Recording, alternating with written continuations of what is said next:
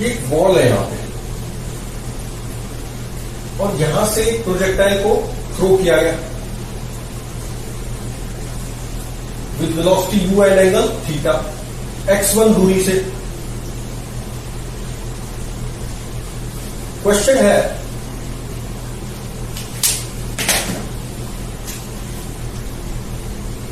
क्या है, फाइंड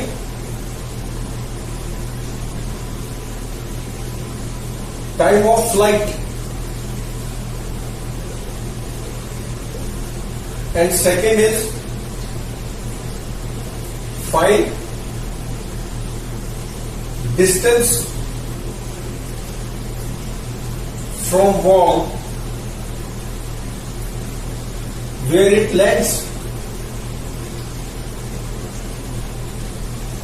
मतलब यहां पे आके स्ट्राइक किया, उसके बाद कहीं लैंड करेगा, फिर उसका डिस्टेंस कितना है वो बता रहे हैं।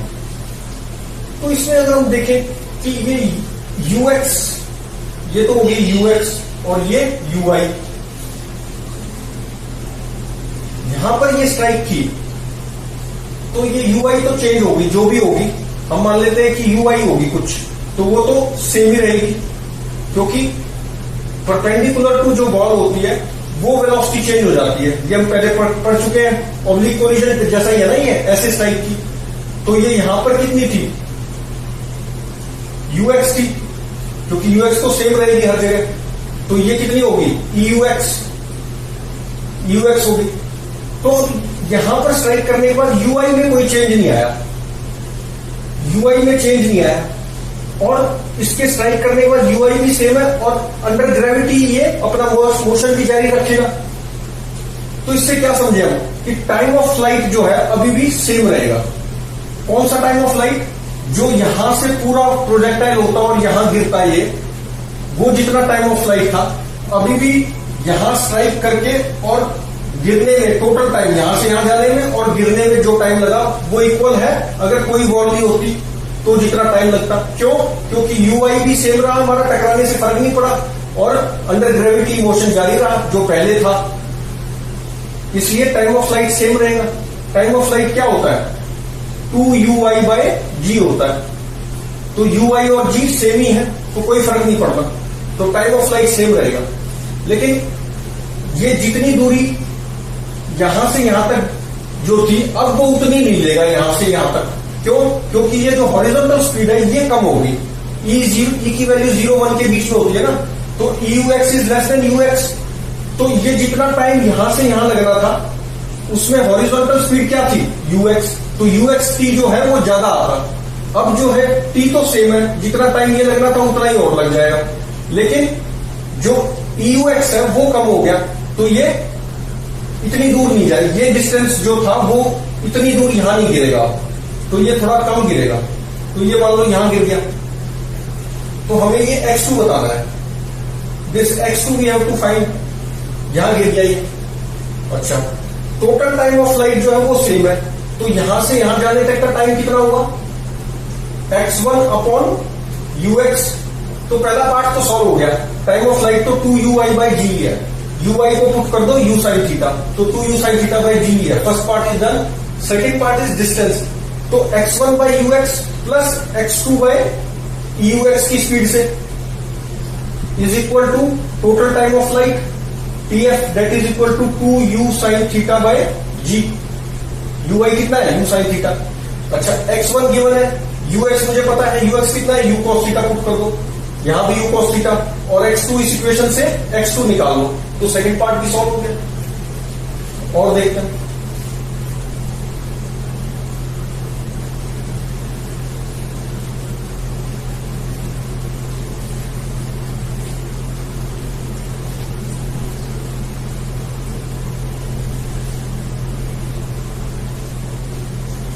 यहां से d दूरी पे एक पार्टिकल को ऐसे फायर किया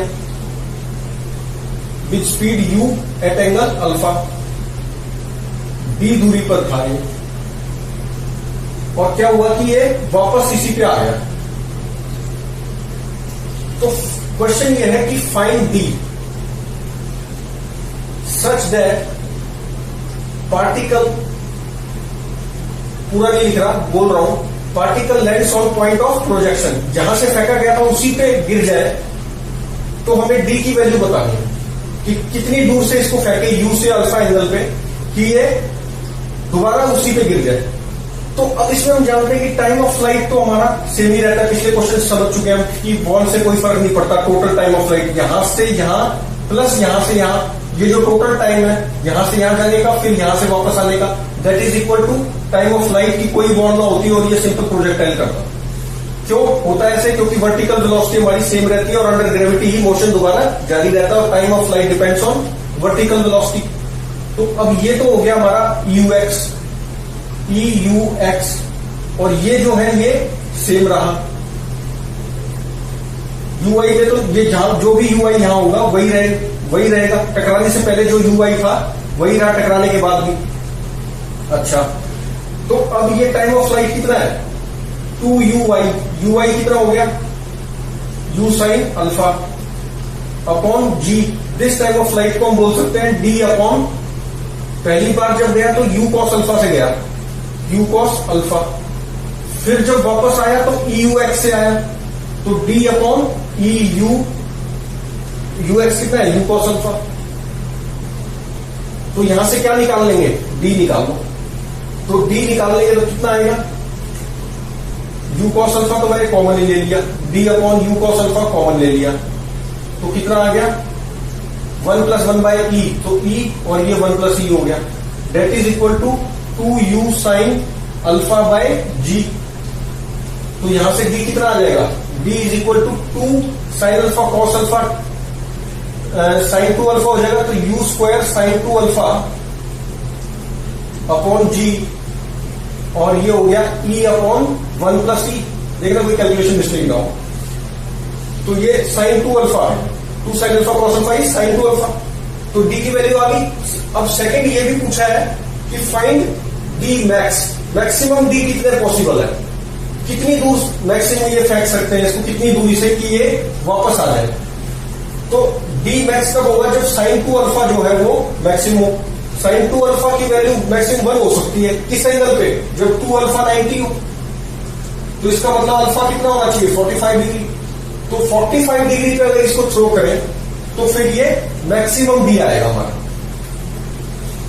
और D की मैक्सिमम वैल्यू कितनी होगी? U square by G into E upon 1 + E। और देखो, दो वॉल्स ले लो, एक वॉल का क्वेश्चन हो गया ना, अब दो वॉल का भी देख लो।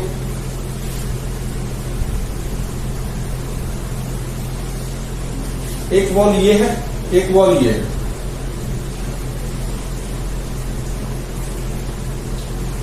पार्टिकल यहां बताओ कितनी दूर रखें इसको? दो वॉल्स के बीच की दूरी D थी कि ये यहां स्ट्राइक करे, फिर यहां स्ट्राइक करे और दोबारा फिर ये पॉइंट ऑफ प्रोजेक्शन पे आ जाए। क्वेश्चन समझे? फाइंड वैल्यू ऑफ X, इसको थ्रो किया है U से थीटा एंगल पे। Find value of X such that after striking walls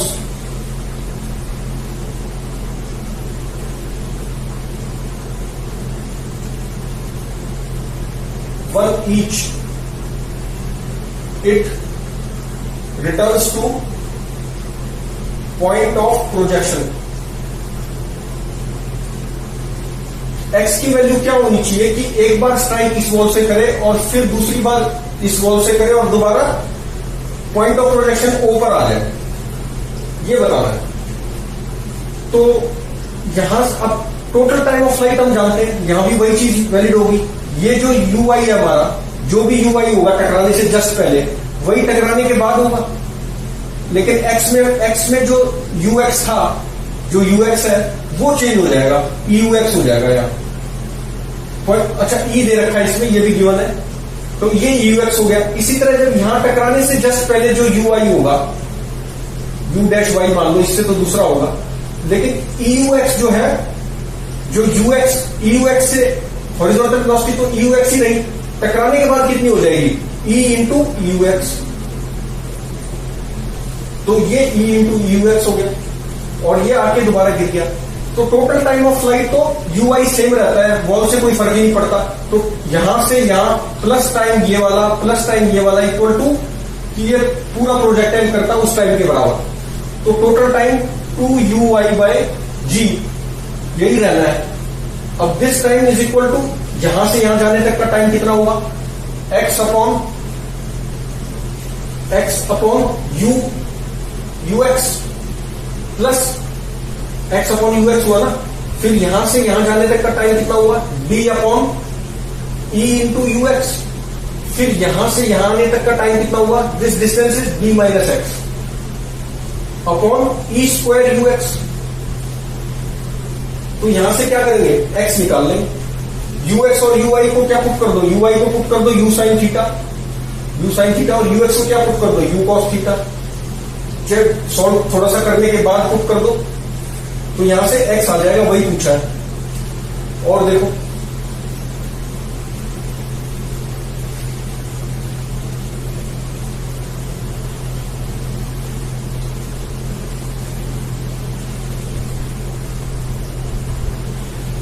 अब की बार E की वैल्यू पूछ ली।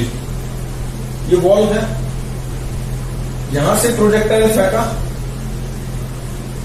ये हाईएस्ट पॉइंट है प्रोजेक्टाइल का, this is highest point of projectile पे ये वॉल से हिट किया। अगर वॉल नहीं होती तो ये हाईएस्ट पॉइंट था और अपने हाईएस्ट पॉइंट पे ये वॉल से हिट किया। क्वेश्चन ये है कि फाइंड E की वैल्यू बताओ। यहां पर भी और यहां पर भी E की वैल्यू सेम है, E है कि ये एक बार यहां हिट करे, फिर एक बार ग्राउंड पे हिट करे और फिर दोबारा से हिट करने के बाद ये पॉइंट ऑफ प्रोजेक्शन पे पहुंच जाए, O पे। दोनों जगह क्या है, दोनों मतलब ग्राउंड पे भी और बॉल पे भी क्वेश्चन और इंस्टीट्यूशन सेम है E। लेकिन E की वैल्यू पूछी है कि ये यहां से अगर प्रोजेक्ट करें हम इसको और ये हाईएस्ट पॉइंट पे अगर टकरा रहा है वॉल से, तो फिर ये एक बार ग्राउंड पे टप्पा पड़ने के बाद दोबारा पॉइंट ऑफ प्रोजेक्शन पे पहुंच जाए। एक बार वॉल पे हाईएस्ट पॉइंट से टकराया, फिर एक बार ग्राउंड पे टकराया और फिर वहीं पहुंच जाए। तो E की वैल्यू क्या होगा। अच्छा, इसमें U नहीं दे रखा तो हम खुद से U मान लिया हमने, U कि भाई U से फेंका हमने। अगर U खुद से मान लिया हमने तो ये एंगल भी माना है हमने। एंगल तो इस तरह से है कि भाई ये हाईएस्ट पॉइंट पे टकराया अपना, ठीक है। तो U मान लिया तो ux थीटा भी मान लिया हमने। U और थीटा खुद से मान लिए कि U और थीटा इस तरह से थे कि ये अपने हाईएस्ट पॉइंट पे टकराया। बस ये गिवन है कि हाईएस्ट पॉइंट है। तो ये कितना हो गया ux और ये कितना हो गया ui। अच्छा, अब यहां पे हाईएस्ट पॉइंट हो तो ui तो 0 है। जस्ट बिफोर क्या था, just before striking the wall it's vertical velocity is 0 because this is highest point of projectile if no wall is there. तो ये कितना ui तो 0 है यहां। अच्छा, ux जो है टकराने के बाद कितना हो जाता है ये हम जानते हैं, ux हो जाता है, ux हो जाता है ना। अच्छा, ये फिर ये यहां पर आया। अब ये यहां पे ये वाली वेलोसिटी चेंज नहीं होगी, वर्टिकल चेंज होती है। तो ये कितनी होगी, ये तो सेम रहेगी ux, लेकिन ये वाली चेंज हो जाएगी E टाइम्स इनटू कितना हो जाएगा ui। कौन सी ui, ये वाली। ये जितनी वर्टिकल क्या होता है कि जब भी अगर प्रोजेक्टाइल मोशन होता है तो जो ui होती है वही ui यहां आती है और ux तो सेम ही रहती है। तभी तो स्पीड भी सेम रहती है, जो जब ये u था यही स्पीड यहां आती है, एंगल भी सेम होता है। तो ये जो ui था वॉल से कोई फर्क नहीं पड़ता y में, ui में। तो ui की वेलोसिटी जो यहां थी वही गिरने के बाद भी ui होगी। तो ये यहां पर ये जो m पॉइंट है इस पर गिरने से जस्ट पहले क्या थी ui, गिरने के बाद क्या हो गई ui। ये तो हम जानते हैं, जैसे ux हुआ या ui हो गया। अच्छा, अब ये जो ux की वेलोसिटी है, इधर जो ux है जो यहां था वही ये रहेगा, यहां पर चेंज नहीं होगा। क्यों, क्योंकि अब वर्टिकल में चेंज होता है ना ui, हॉरिजॉन्टल तो सेम रहता है। जैसे यहां पर हॉरिजॉन्टल सेम रहता था, यहां तो खैर हाईएस्ट पॉइंट है तो 0 था तो 0 ही रहेगा।